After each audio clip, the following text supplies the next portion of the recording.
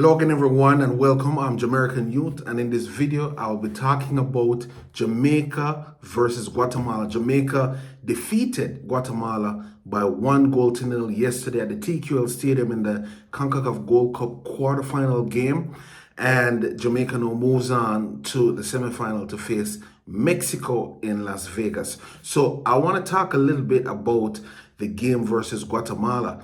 It was an exciting game. It's a game that was a tough game, challenging game, and eventually Jamaica came out on top. The cream rise to the top. The better team won, in my opinion.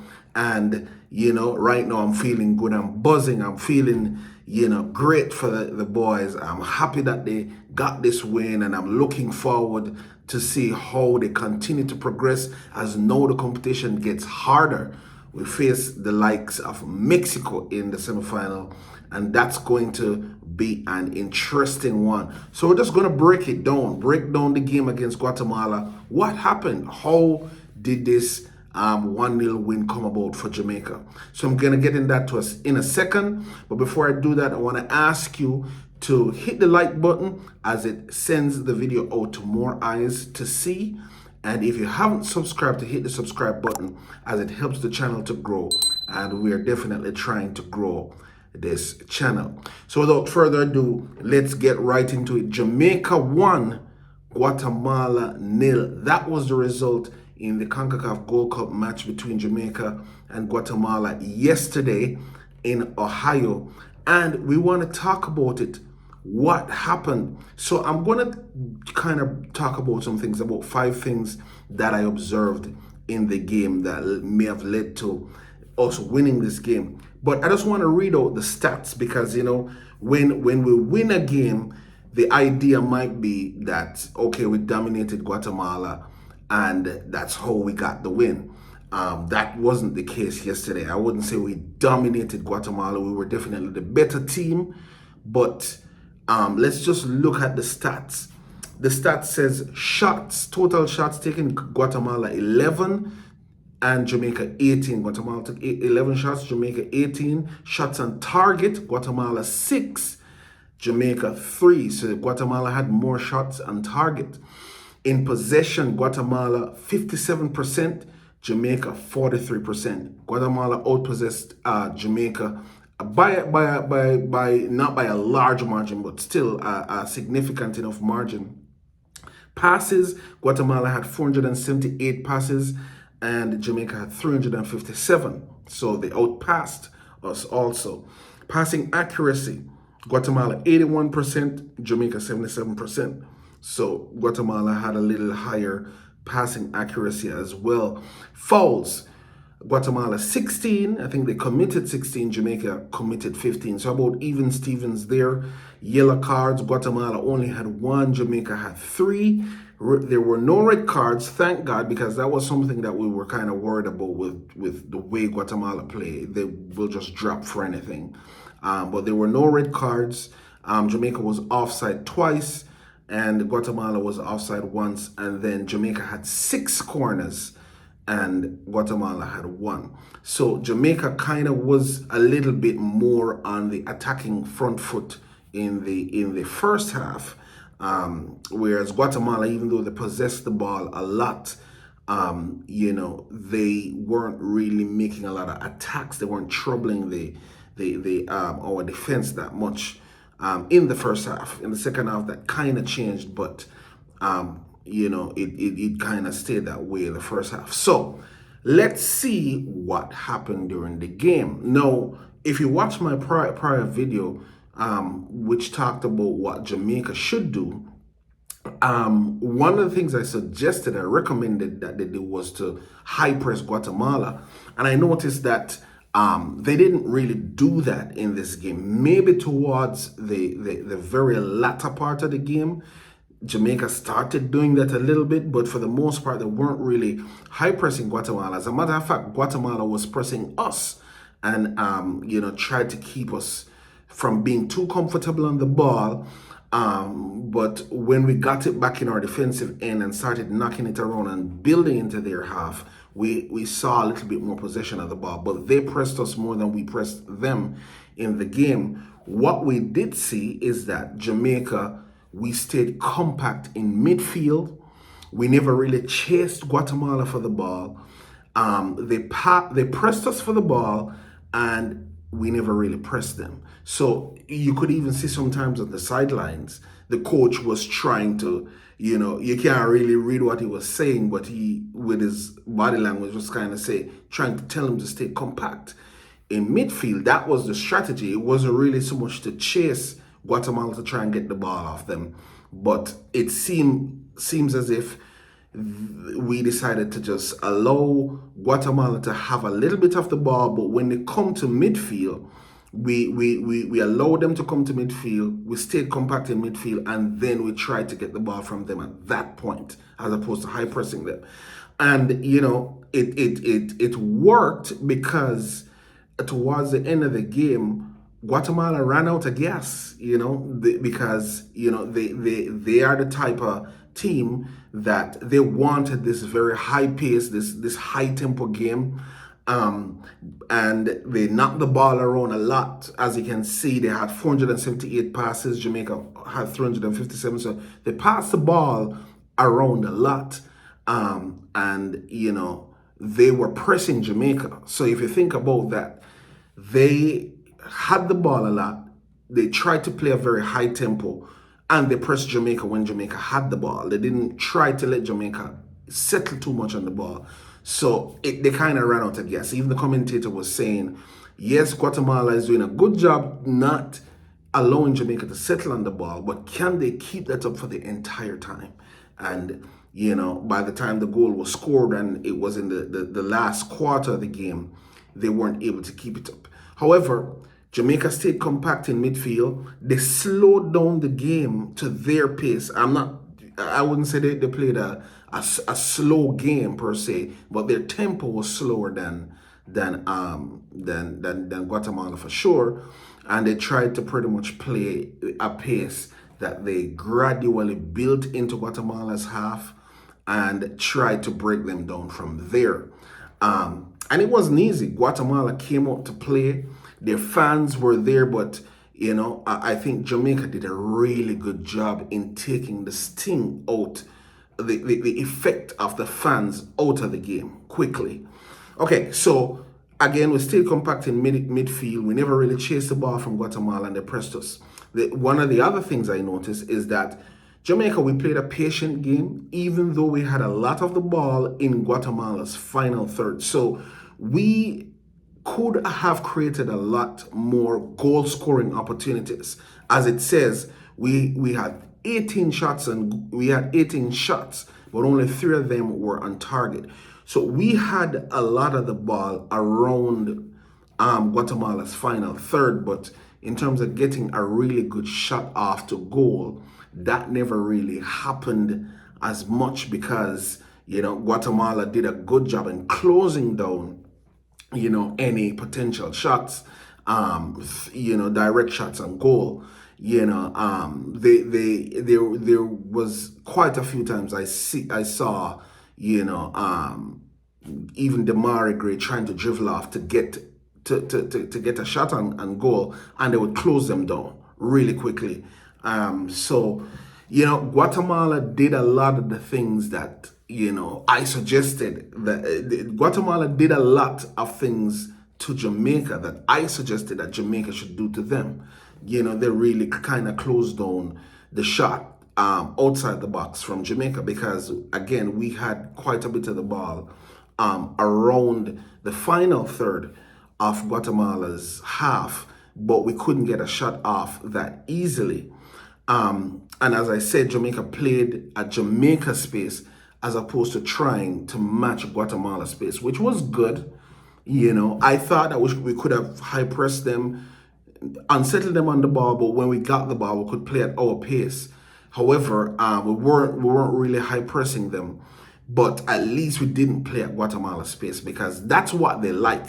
And I mean, I'm going to talk about this in a separate video, but if you watch the game against Costa Rica and Mexico, for example, those teams kind of play the same brand of football, but The problem is that Mexico plays a better brand of that same football than Costa Rica. So essentially, Costa Rica was trying to out Mexico.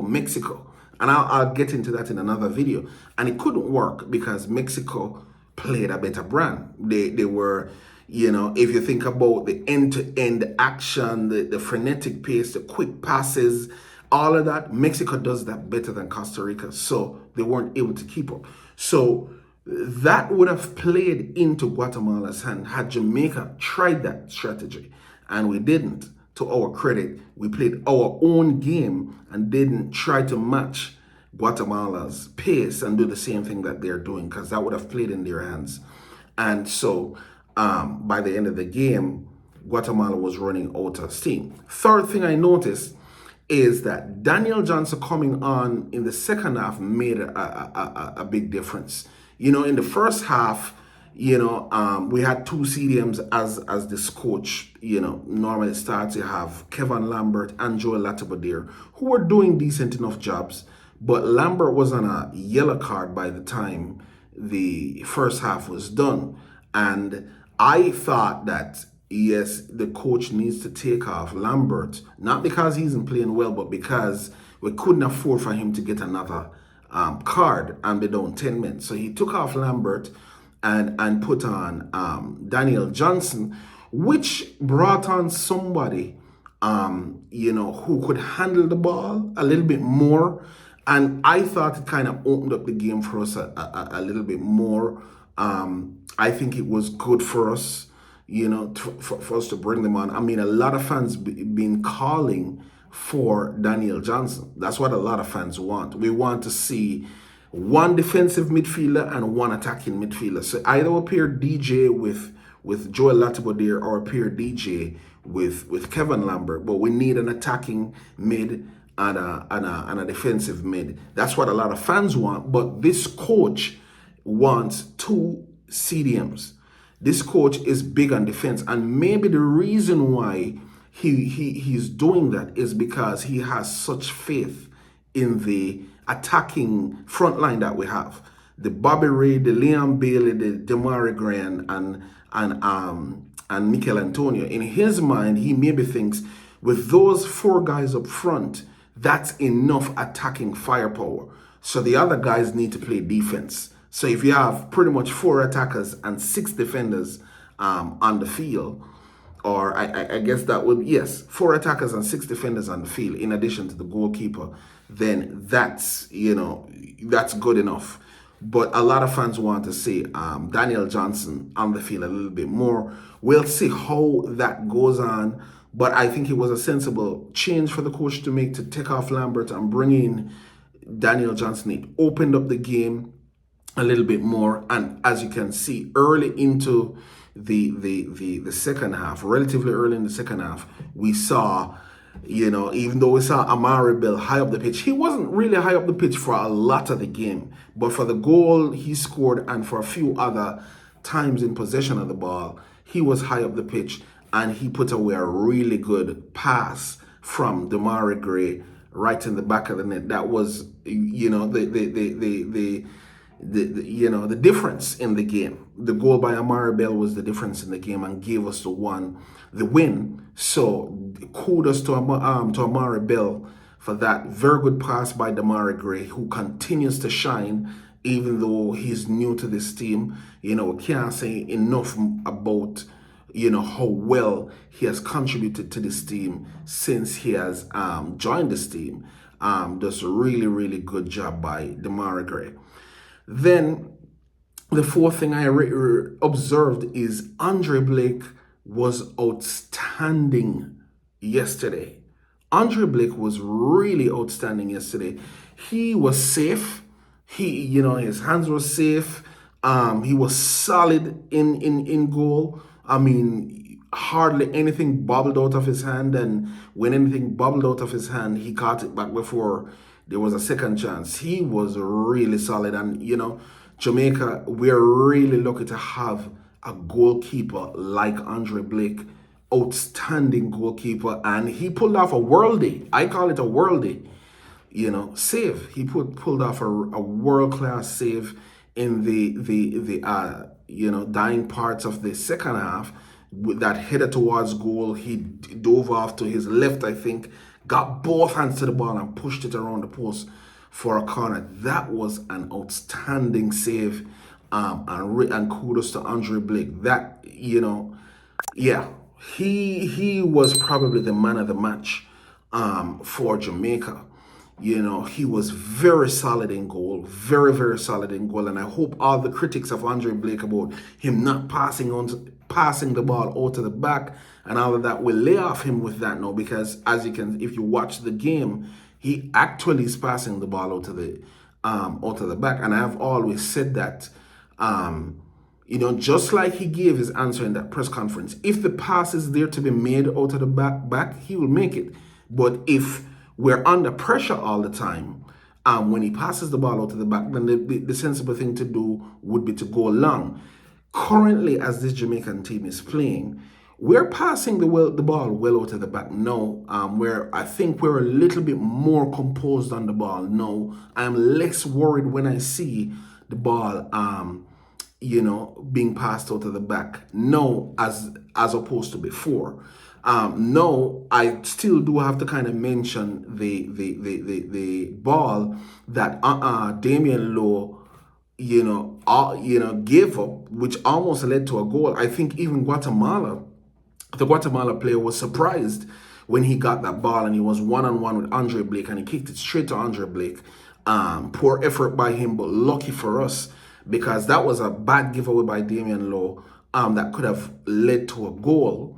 And luckily, it wasn't. Luckily, it was a tame shot. Andre Blake was able to save it and all of that. But outside of that, I think most of the passes out of the back were okay. And we see now a little bit more composure on the ball, passing the ball out of the back and pumping it upfield. Then finally, after talk about Coach Hallgrimson, first of all, I have to say kudos to him. He has turned this team into, he has put this team on the right track. I don't think we're the finished product yet, but he has given this team a strong chance of winning this Gold Cup. And even at this point, if Jamaica doesn't win the Gold Cup, we definitely have to say, we have to applaud this coach. He has done a really good job in this Gold Cup. To get this team to the semi-final, to get this team gelling together. We have, since 2021, it's been a miserable time being a reggaeboyz fan. Now we can actually start to smile. We can start to celebrate. We can start to be happy. We can start to look forward to Jamaica playing football again. I really hope they win the Gold Cup. I really hope they beat Mexico, because the last time we played Mexico, and it drew 2-2. We should have should have won, beaten Mexico, but it ended up 2-2. Now we get a second crack at it, I think, with a better team than we faced, than we carried in the Azteca Stadium. So I think we stand a good chance of defeating Mexico, especially this Mexico team is not the greatest Mexico team, but they're still Mexico at the end of the day. So, but let's talk about Coach Hallgrimson. I think he started a really good team. He planned the game very well. The team that he started, a lot of people would have said, okay, everything is good, except maybe I would have started Dembikisa or instead of Javian Brown. But Javian Brown played well until he picked up an injury. Javian Brown played well, I have to say. But he started a really good team yesterday. He planned the game very well. I have to say that. He anticipated that Guatemala was going to come at the team just the way they did, and maybe plan that let's soak up the pressure from them, win the ball from them in the middle of the park, and then pass the ball around a little bit, and attack them like that. And then towards the end of the game, they'll run out of steam, and it will be easier for us to close out the game. I think he planned the game really well. He had a very good idea of what Guatemala would bring, and he was prepared for it. You can see, and just like I said, by the time the game got towards the end, Guatemala was tired. They were out of gas, and it was easy for Jamaica to close out the game. At that point, Guatemala had really little left in the tank. and there was not much more they can do. They did, again, take a really good shot towards goal, and Jamaica and Andre Blake saved it, but it wasn't that constant barrage of attack all the time like you normally see when Jamaica are closing out games. So very well planned by Coach Hallgrimson. Kudos to him for that. He's taking the team in a very good direction, and hopefully we can see Jamaica continue to move on, beating Mexico and meeting whosoever will meet in the final. So that's my general thoughts on the game. I'm happy for the reggaeboyz. Go reggaeboyz, keep going. We're still behind you 150%. We want to see you win. We want to see you take home some silverware to Jamaica, and we're looking forward to greater things in the future. So I'm going to leave it right there. That's my breakdown of the game. And until next time, take care of yourself. Remember to smash the like button on the way out and to subscribe if you haven't done so. Take care of yourself. I'm out.